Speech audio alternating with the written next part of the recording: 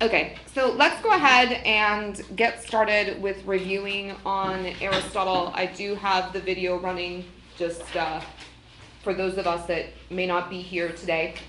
So I want to go back to this idea just to recap that the ancients were very concerned with this question of change and how do I explain change? How do I explain that things remain the same and yet change?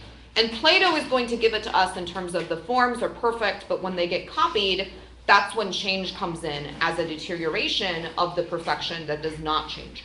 And Aristotle is basically going to look at this and say, well, wait a minute, change is not a deterioration, or it's not always a deterioration. Sometimes it's a going forward. It's an improvement, right?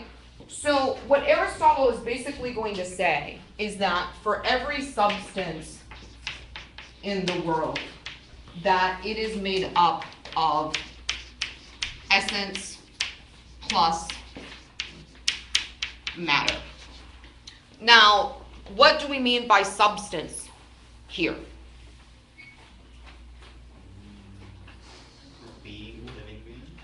Being, and that's kind of complicated because that seems like it would be a living being. And reasonable people disagree on this particular interpretation. I still think that you can talk about a water bottle as being a substance, and this is clearly not a living being. But we can separate the water bottle in terms of its essence plus matter, right? We can talk about the idea of its essence being a functional excellence that fulfills the function of holding my water, whereas its matter is going to be the stuff that it's made up of. Now, the important thing to remember here is that essence remains the same while matter changes. And so a lot of what Aristotle is going to be up to is talking about properties that are essential, properties that remain the same, and properties that are accidental, properties that change. So you'll remember last class we talked about this idea of dog, right? And we said that there are certain things that are essential properties of being a dog, and there are certain properties that are accidental, like the color or the size. But having a certain type of digestive system, having a certain type of tooth structure. If we had a veterinarian here, she could list all of the things that are essential properties of being a dog and the things that are changeable properties of being a dog. And you'll recall that we also talked a little bit about this idea of deficiency for Aristotle. So he says that everybody is trying to move towards the prime mover, and we'll talk a little bit more about what that means, as part of the process of actualizing. There are a couple of words that Aristotle uses a little bit differently than we do in everyday language. So if I look at you and I say, Catherine, you have great potential, that usually means that you're capable of achieving something, right? What's kind of confusing about Aristotle is that the way that he uses that word is pretty much the opposite. When you're talking about what we would say as potential, he means as actualization. And the idea is that essence tells you what you would look like, what you would be like when you actualize. And that remains the same. Whereas your matter is what has the potential to change, and that's the potentiality. It might be helpful to think of this in terms of physics. So when you're talking about an object that is going to fall, we talk about it in terms of its potential energy. And this bottle right now has a lot of potential energy, right, based on the height and its mass and gravity. And then when it falls to the ground, it has no potential energy and is all kinetic energy. Similarly, if you think about it this way, an object that is completely actualized is going to have no potential. It's going to be all actualization. Can anybody give me an example of a being that is pure actuality? What's the idea of God? Maybe. The idea of God, which Aristotle is going to call The prime mover. The prime mover, right? So the prime mover is prime in the sense that it is pure actuality. It is pure essence. So the prime mover has no physical matter. It has nothing that would change being involved in pure actuality. So Aristotle is going to be very concerned with this idea that as human beings, we're rational. And that being rational, we're really engaged in linguistic practice. I don't know if this is something that you've ever thought about, but I wonder about it from time to time, because I talk a lot, incessantly, all the time. And sometimes I wonder, like, why is it that I never shut up? Like, what philosophically is this linguistic practice doing for me? Why do human beings talk to each other? Especially when we consider the pitfalls of communication, right? I'm sure that all of us this weekend have had some misunderstanding with someone where linguistic practice failed us. And yet, like completely irrational creatures, we keep coming back to this type of engagement. So why is it? And Aristotle is going to say that it's because there's something about our linguistic practices that reflect reality. That when we talk, we're not just engaged in an empty practice. We're saying something real about the world. And so Aristotle is going to say, first of all, let's notice that the way that we talk is in sentences. And for the record, this is something that intellectuals are still trying to figure out, right? Like, I don't know if you've heard of Noam Chomsky. He's become more famous for his political work. But originally, he comes to prominence in the linguistics department of MIT for basically coming up with this idea that grammar is something that we have evolved to innately have. Part of his argument is that it would be impossible for us to learn linguistic practice as quickly as we do if it weren't the case that human beings are sort of hardwired to have certain grammar structures already in our brain. And then as we learn language as small children, what ends up happening is that we latch on to certain grammar structures, okay? Now, Chomsky's breakthrough would not have been possible without Aristotle's category, I would argue, because part of what Aristotle does is to basically say, okay, let's notice the fact that we don't just spit words out there, we talk in complete sentences, or what Aristotle is going to call combinations. And specifically, what we notice about these combinations is that they are affirmations. In other words, they are sentences that have a truth value. So when I say the sentence, the cat is on the mat, we can talk about under what conditions is that sentence true, right? When there is a cat and there is a mat, and the two are combined in such a way so that the cat has the on relation to the mat, right? And we could, I'm not very good at drawing, so I'll spare you the drawings, but we could have a drawing of a cat that is not on a mat, and we could have a drawing of a cat that is on the mat, and we would all understand what that's talking about. So the idea here is that these types of sentences, it makes sense to say, hey, is this true?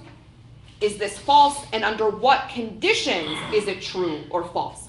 Notice that you may not always be in a position to establish the truth or falsity of a certain claim, okay? So let's take the sentence, Matthew has a soul. Is that an affirmation? Is it a statement? It is a statement. It is a statement. Does it have truth conditions? Yeah. So we could talk about under what conditions Matthew does have a soul and under what conditions Matthew does not have a soul.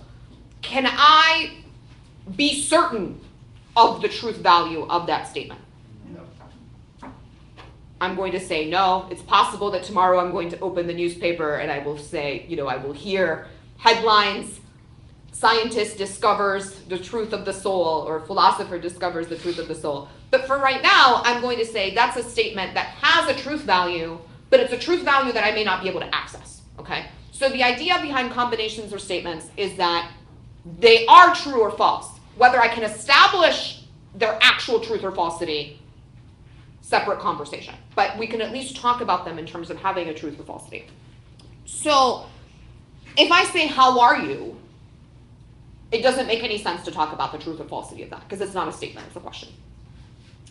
So Aristotle is going to claim that when we are affirming something about the world, there are two relations that we're going to use: said of and in. And the idea is that if you have something that is said of but not in, or in but not said of, or both said of and in, we have four different possibilities, right? So the medievals, when they rediscover Aristotle, because you will recall that Aristotle was lost to the Europeans for quite some time. When Aristotle resurfaces, there are a whole bunch of monks running around, right? And when you think of monks, you think of them as being very fastidious and very orderly. So the moment that they get Aristotle, they decide to draw this all up in a chart, okay? Now that's not how Aristotle himself described it, but that's one of the beautiful things about reading this stuff in the 21st century, is that we don't necessarily have to understand it in the way it was first presented. We can understand it in the way that it's best presented. So we have this table that is also in your lecture notes that we can describe.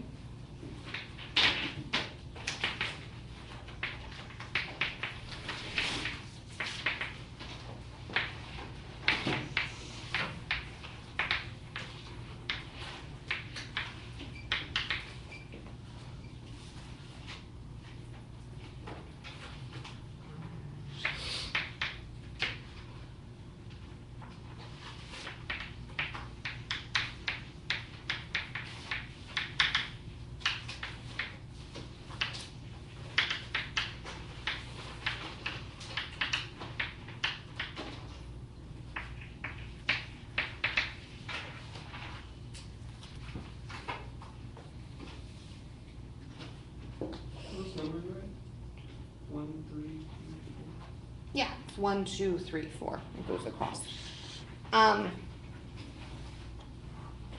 So let's start by talking about the said of relation. So if I say something like Matthew is a man or Shamu is a whale, what I'm talking about is the second term, what we would say is called the predicate term.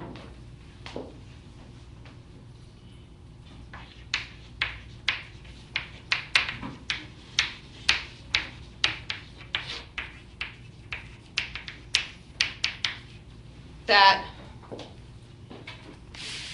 the predicate term is saying something about the kind of thing that it is. So you can think of the said of relation as being something about a class inclusion, okay? So you can think of this as saying, okay, here is the set of all whales. And in order for something to qualify as a whale, it has to have certain properties. And that when we say that something is a member of whale, then it is involved in that class. It relates to that class. It participates in that class, so you speak. So the box in number 1, when we're talking about things that are said of but not in, that's going to have to do something with classes of things. But that then leads to the question, what does he mean by in relations? So it's helpful to think of these in terms of, let's talk about, okay, this is what said of means, but not in. So then let's talk about in, but not said of. That way we can understand what in is trying to get at. So first of all, said of and in are two different relations. So we know that they're going to have to be different. So when Aristotle says that white is in a subject, the idea is that we're attributing a certain quality to that object. And there's something to be said for it's a particular trait that exists in that object, not necessarily in that class of objects. So if I say something like Shamu is friendly, that would mean that the trait of being friendly is in Shamu as a specific whale.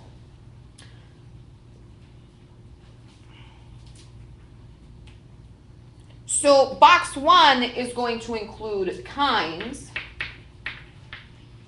whereas box 2 is going to include attributes.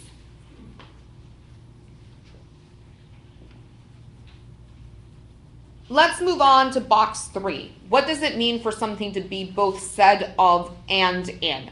And near as we can tell, what he's talking about are classes of attributes. So if I say this tree is brown, there's an attribution because I'm saying that brown as a property exists in this tree. But brown is in turn also a kind of color. So there can be kinds of traits as well as individual traits. And that's how we can combine both of them to say both said of and in. And then this final box, when we say neither said of nor in, what we're talking about is basically saying, okay, in box 1 we find kinds, and everything in box 1 is ultimately said of something in box 4. So everything always reduces to neither said of nor in. In box 2, we find attributes, and ultimately they're describing something in box 4. Box 3 is saying something about the kinds of attributes, which are going to relate to box 4. So the point here is that box 4 is talking about the actual substances, and that we always have to go back to the actual substances in order to understand something about the world. And that makes sense because Aristotle is an empiricist, right? So what he's basically saying about the world is if you want to know something about the world, go out, experience the world, but then philosophically reflect upon it in order to understand its essences. So when I'm engaging with specific substances, with specific beings, I'm at this level. And then when I'm talking about the kinds of properties that the substances have, that's when I start going into these 3 other boxes. So that's what he means when he says that these are individually and numerically one, right? That I'm talking about Fido. I'm not talking about all dogs. I'm talking about this particular dog. And then we can build up from that to have some sort of ontology.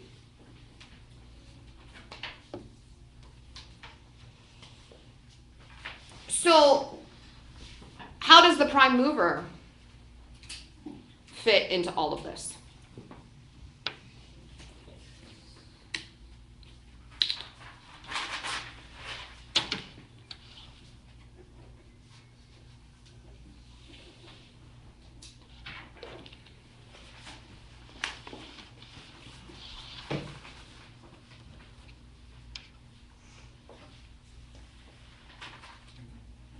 Silence, not a sound from the pavement. Has the moon lost her memory?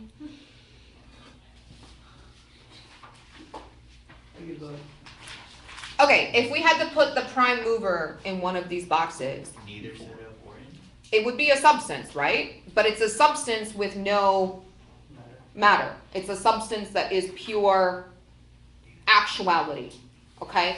Now, the part that we need to understand about this argument in order for the medievals to make any sense is that from Aristotle's perspective, there were things in the cosmos that always existed and always would exist.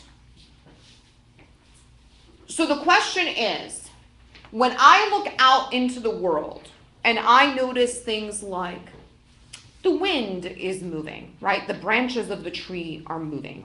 Where does that motion come from? What keeps it all going? How is it sustained? So Aristotle is going to do what your math professors have been teaching you to do for quite some time, which is to work backwards. He's going to say, okay, well, I noticed that movement is occurring. That must mean that something caused that movement to come into being. So how did that occur? What moves everything? So Aristotle says, look, this can't be an endless cycle, right? It can't be that the world is on the back of a turtle, and what's under that turtle, another turtle, and what's under that turtle, another turtle, right? It can't be an infinite regress, because if it were completely endless, there would be no motion. If you notice that I have an infinite series of dominoes,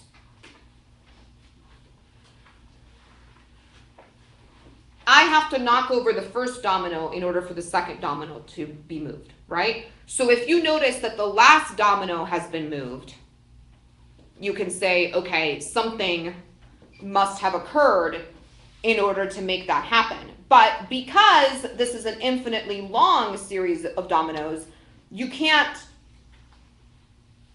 be sure what's going to happen. So you might say, okay, well, go and topple the very last domino to get the series started. Now, if you think about this for a moment, if the series is finite, in other words, that there is an end to it, then you will be able to start the series, in which case the dominoes in front of me will move eventually. However, if the series is not finite, then you will not be able to topple the last one, and those in front of me will not move. So the moral here is that if the series is finite, it will move, but if it's infinite, it won't move, because there must have been an origin of the motion. There must have been a first one. So for Aristotle, the way that this is going to work out is to basically say the first mover of the domino series cannot have been an ordinary domino. Because if it were an ordinary domino, it could only have moved because something else moved it. But if it was the first, then there cannot have been anything else that moved it, or else that would have been the first, right? That's just kind of by definition of what it means to be first.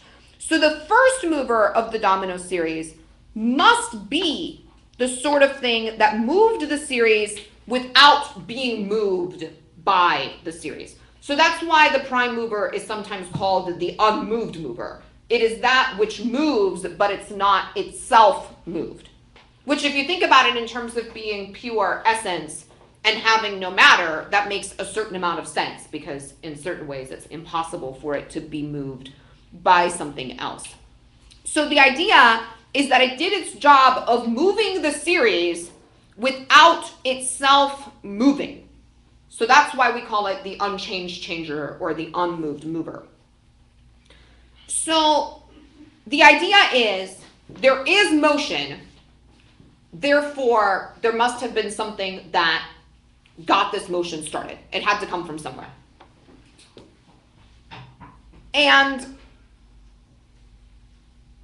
if anything changes, it has to have a material nature, because that's where potentiality comes from.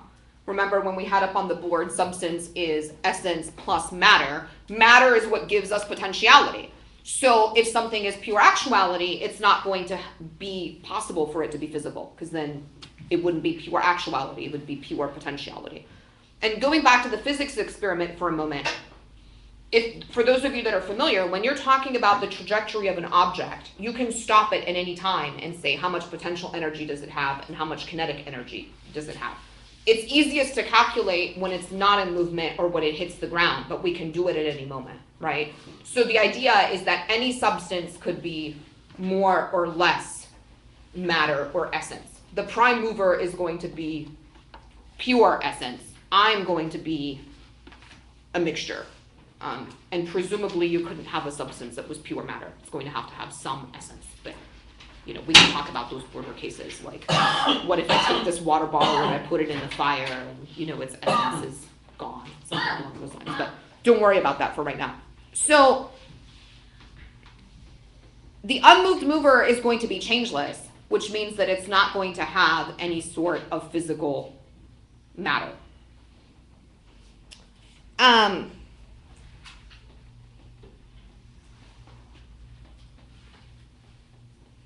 And the idea is that the prime mover moves you. I think the best way to think about it is the prime mover doesn't move you by pushing you, it moves you by pulling you. So when we think about the prime mover before we came into this class, what you're probably thinking of is something like, how did the Big Bang get started, right? Like we think of God in terms of being the first cause. But the way that Aristotle is trying to describe it, the prime mover is the final cause, right? Because this is a teleological system. So the idea is that the prime mover, in its pure actuality, is attracting me towards it, like a magnet, if you will. And that's what moves me. So I'm being pulled towards it. I'm not being pushed by it, if that's spatial. So the prime mover is the end and not the beginning. Exactly.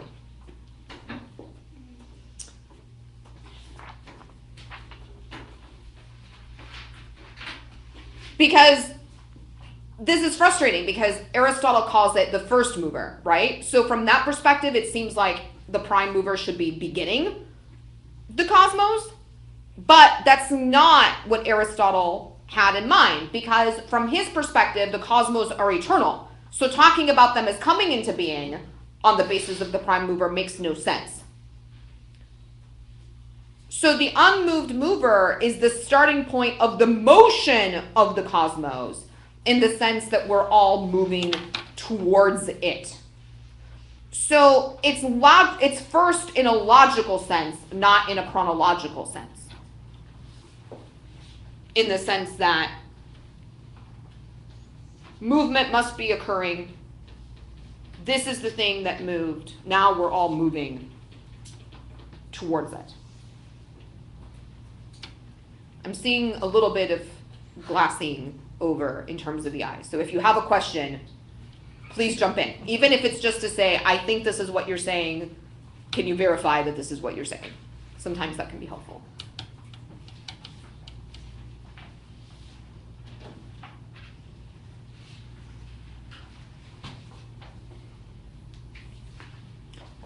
And then last class, you'll recall that we went through the four causes, right? And hopefully this lecture has helped to explain a little bit more why the four causes are so central to Aristotle's way of thinking about the world. Because once the prime mover exists as the final cause of the universe, then it makes sense to start talking about, okay, well, how do these changes occur? Right? Then we have the four causes: the material cause, which is the substance that has the physical part of the substance that has to change. We have the essential cause, which is the essence that tells the substance how to change. We have the efficient cause, which is the energy that brings about the change. And then we have the ultimate purpose of the change as a cause. So once again, think about it this way. The prime mover is the final cause, the ultimate final cause of everything. We're all moving towards it. I want to take a little bit of time to talk to you about Aristotle's ethics. That's not something that's really in the lecture notes. And if you were to take ethics from me, we would be talking about it in more detail. But I think it's helpful in order to understand Aristotle's overall point of view. So one of the things that Aristotle talks a lot about is this idea of habituation, of habits. And for him, if you're going to be an excellent person, if you're going to be actualized, if you're going to fulfill the promise of your human essence, one of the ways that you do that is through having good habits. So Aristotle's point is that human beings, we habituate all the time. We look for patterns in the external world. That's part of how we come to have all of these linguistic practices, right? Is that we look for patterns. So when I see a dog, I think, oh, well, this creature is kind of like this other creature that I saw, there's a similarity. Let's talk about it in terms of both of them belonging to the class dog, right? Similarly, how many of you, when you got up this morning and tied your shoes, thought about how you tied your shoes? I actually did, I don't tie shoes.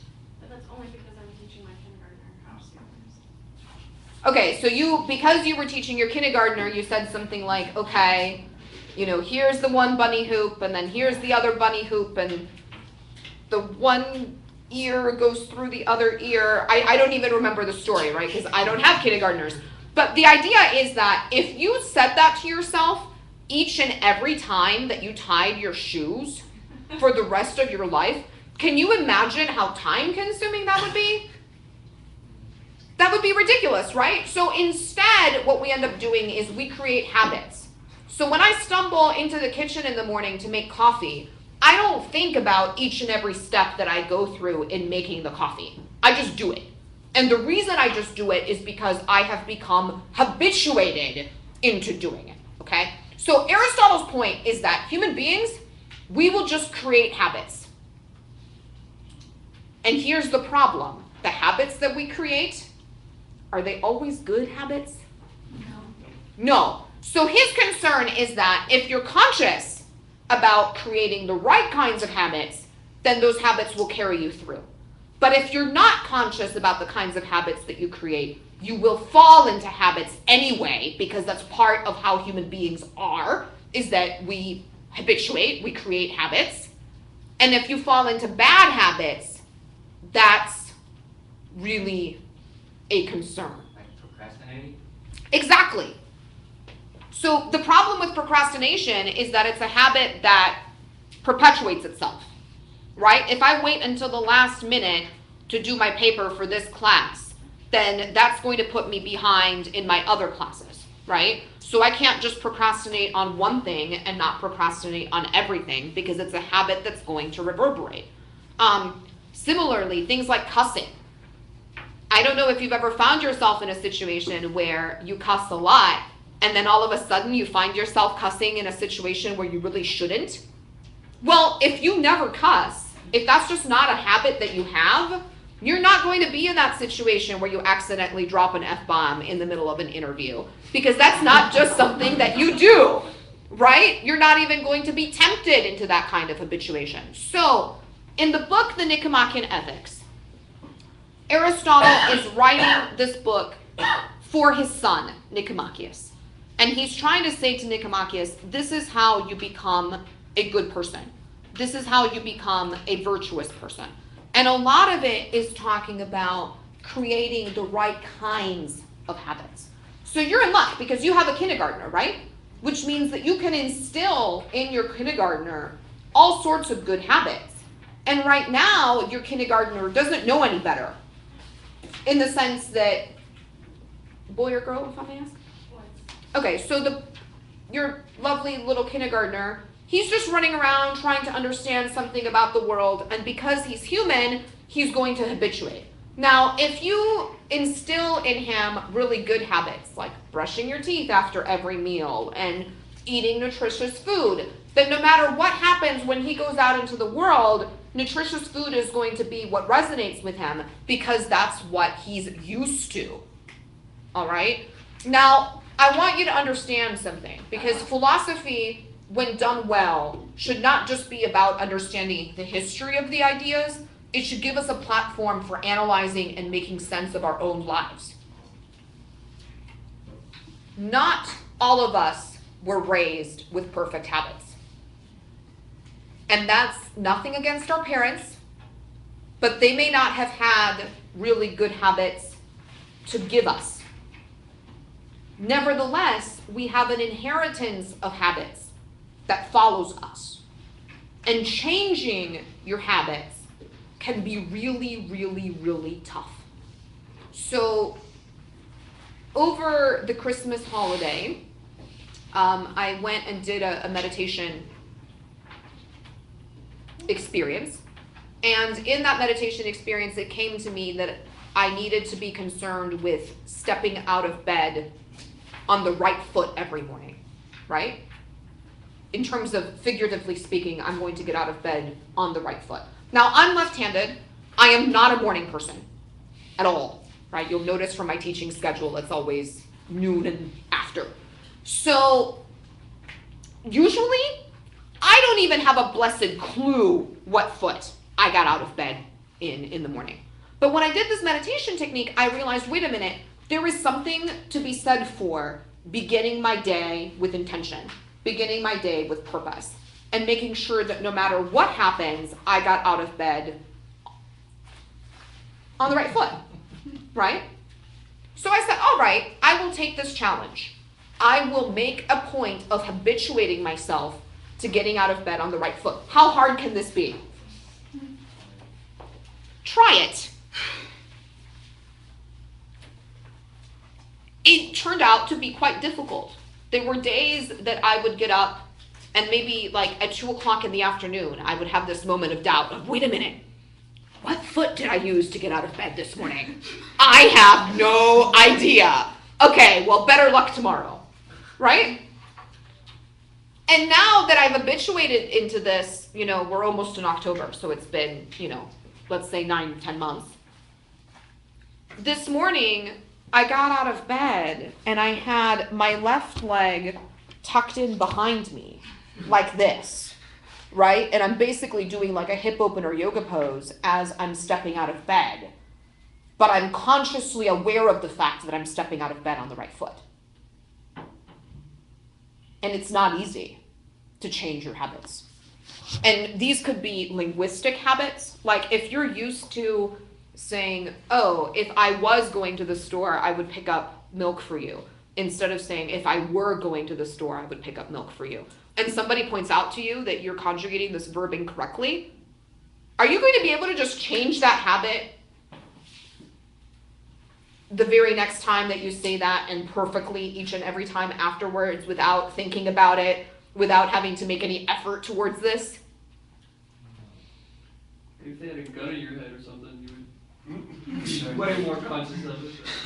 Maybe not. I mean, maybe you would be so scared with the gun at your head that you would just be completely unaware of the habits that you're making.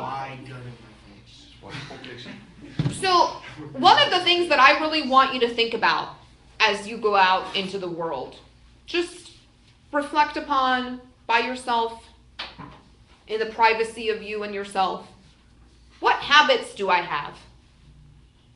That's a really general question. And which of these habits serve me? And which of these habits don't? And what can I do to change the habits that don't serve me? And am I willing to invest the time and effort and energy to change those habits? Now, the good news for you is you've got these blank slates running around, or potentially blank slates. But anyway, from Aristotle's perspective, you have these tiny little creatures that are wanting to habituate, but have not yet completely habituated. Never mind that in a lot of ways, even though they're small, I'm sure that there are all sorts of things that your children are already habituated to. So just to give you an example from my own childhood, when I was little, when mom would come home from work, right, and I would be staying with my grandmother, I would hear the keys at the door. And as soon as I heard the keys, I was already running towards the door, right? And then one day, my grandmother looks at my mom and says, you need to take Azura to the doctor. And my mom says, why? What's going on? And she said, the last 2 days, she hasn't run to the door. That means she's not hearing your keys. There's something going on. So my mom takes me to the doctor, and sure enough, it turns out that my adenoids had become large, and they were starting to push into my eardrum. And I had to have surgery shortly after in order to have them removed. Your grandmother was a smart lady. Well, I came to it naturally, of course, but we're talking, I was 3, maybe 4 years old, but I was already habituated to the idea, Pavlovian as it is, of stimulus, of bell, or of keys jingling, means mom is going to come in through the door, and I want to meet her. And if that habit is broken, well, then it must mean that something changed. So from the perspective of parents, obviously we're always really concerned with how do I instill the right kinds of habits into my children. And if you don't have them, that makes it even harder, right? Because to a certain extent, you might have to fake some of these habits. So one more story about my mom. When I was little, she took me skating. And she somehow managed to convince me that she knew how to skate and that she wasn't scared to skate. And I found out maybe 10, 15 years later, at some point I was, throwing on my rollerblades and saying, "Hey Mom, why don't you come down to the skating rink with me?" And she looked at me and said, "You do know that I don't actually know how to skate, right?" I was like, "What do you mean? I have all of these memories of you taking me to the skating rink." And she said, "No, I would just put on my skates and kind of stand next to the thing. And I've always been really scared of skating, but I figured that if I told you that it was scary, then you would think it was scary. So I just hid it from you and told you to go out and have fun, and if you fell, you weren't going to get hurt. And then I just kind of hid and didn't really, try to cringe that much when you fell and face planted, and eventually you learn how to skate." But that's a conscious thing that we do, okay? So for those of you that are planning on having children, you may wish to read the Nicomachean Ethics before you do, or as you're raising your kids. But what I find really intriguing is that any time that I pick up any sort of self-help book on how to change your habits, in the first chapter, always a reference to Aristotle. If it's any good. So in The Power of Habit, which is the book that I'm reading right now, they're talking about neurological changes that occur in order for you to be able to change your habits, right? So taking 21st century scientific techniques to talk about, on a physiological level, how this occurs. But Aristotle's virtue ethics basically says, look, I can't tell you how you should behave in a certain situation because it's going to depend on the situation. But what I can tell you is what kinds of habits are good habits for a person to have. And if you have those good habits will carry you through regardless of the situation. So if you're a really polite person and you're always really polite, when a police officer pulls you over, you're not going to start mouthing off to that cop because that's not in your habituation. Sometimes you want to do that. And I think that goes back to whether you're conscious or like you're conscious of your surroundings. So like when you get pulled over and it's like you're in the heat of the moment and like you don't have this bad attitude, you're always polite. You're gonna act polite because that's unconscious. Like your subconscious, that's who you are. So is that another way of saying it? Let me tell you a story that was told to me in this very same room by a student taking this class in a different section. Okay, we were talking about guns being held to people's heads earlier. This actually happened to her. She was involved in a bank robbery, not as a robber, but as a person who was held hostage, right? And this young woman, how do I say this diplomatically? She was very direct in terms of her ways of speaking. She was always questioning things. And if I'm going to be perfectly honest about it, she was not that good with authority. Okay, I'm not the most authoritative person. She even managed to bump heads with me, all right? So she's telling this story about how she's involved in this bank robbery, and at one point, they have a gun to her head, and she's still continuing to mouth off to these people. And afterwards, when there was the hostage negotiation and they got her out, there were a whole bunch of people who just said, like, "Are you crazy? They could have shot you at any time."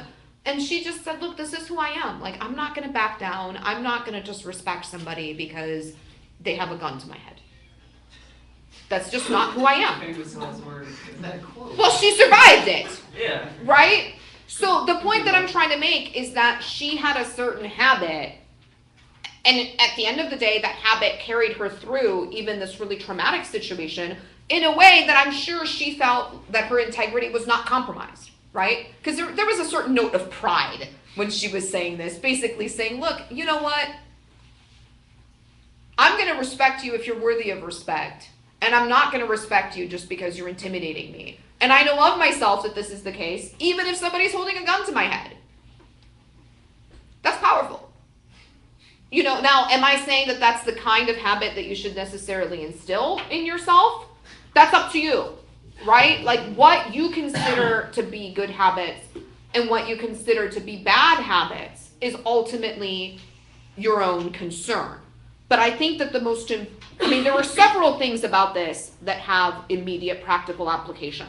The first is realizing I will habituate no matter what.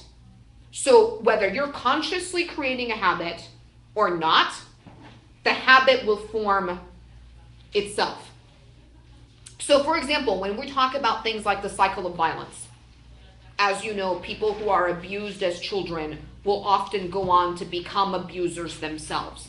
How do we make sense of that? How do we make sense of somebody who has suffered and remembers the suffering that they had at the hands of another, then going on to do those exact same things to someone else? Consciously, it seems like, did you not understand the lesson? What's going on? But if we think of it in terms of habituation, it makes sense. Because no matter what happens, you become accustomed to it. And then at some point you repeat it, whether you intend to repeat it or not. So it's that's like violence is the only thing they know in like teaching. Like when they're growing up, they were surrounded by violence, and that's the only thing they know how to teach their kids in a way like that. Let me tell you a story from the Three Treatise School of Buddhism. Okay, the Chinese school of Buddhism. And this young man goes to the monastery and says, I want to become a monk, I want to become enlightened. And the master says, are you willing to sacrifice anything in order to become enlightened? And the young man says yes. So they cut off his index finger. They ask, are you willing to have your index finger cut off? And he says yes. So they cut off the index finger. And then he goes and becomes a monk and does his training, right? 15 years later, another visitor comes to the monastery. And by now, this monk has sort of risen up the ranks. And he is told by the master, go and have the guests follow you and show them to their quarters. And the monk goes to gesture to the guests to follow him, using the same gesture as his master. Except he doesn't have his index finger. Right? So habitually, he goes to do the same thing that the master did, finds that he cannot because he doesn't have an index finger, and in that moment becomes enlightened. That's the story that the school teaches. Now, how do we make sense of that in an Aristotelian context? We make sense of it by understanding that part of how we become habituated is merely that we repeat what has been done around us. That's why I think it's so important to understand how much children are watching you and they're catching on to everything that you're doing. And they may not understand what you're doing, but they are definitely copying what you're doing. And I know that we've all been there, right? We're in the middle of an argument or something. I think this happens more when you're being emotional, but you catch yourself acting just like your parents. Does this only happen to me? No, I set up little and stuff. We're just not going to admit it. Okay, you don't want to admit it right now. You can admit it within the privacy of yourself and yourself, that's fine. But this happens, that you find yourself acting in these ways where, I think going back to a physics way of looking at it, habits have a certain inertia that they carry with them. So if you're going to change your habit, the rule of thumb is that it generally takes 30 days to change a habit. And I will say that after the first 30 days, getting out of bed on the right foot was substantially easier than during those first 30 days. I won't say that I do it perfectly each and every time. I may forget that it's even something that I'm trying to do for a couple of weeks.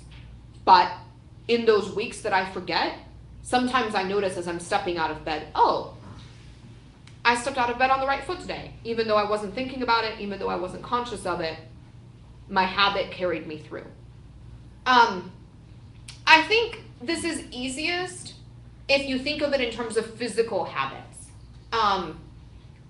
So I practice yoga, and there are a lot of movements that you do repeatedly. And I find myself sometimes that I'll be thanking someone, and my hands automatically go to Anjali Mudra.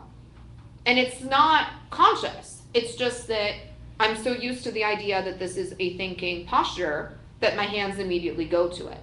Or if I'm trying to move in a certain way, I may naturally fall into a yoga posture because my body has become accustomed. It's become habituated to moving in this particular way.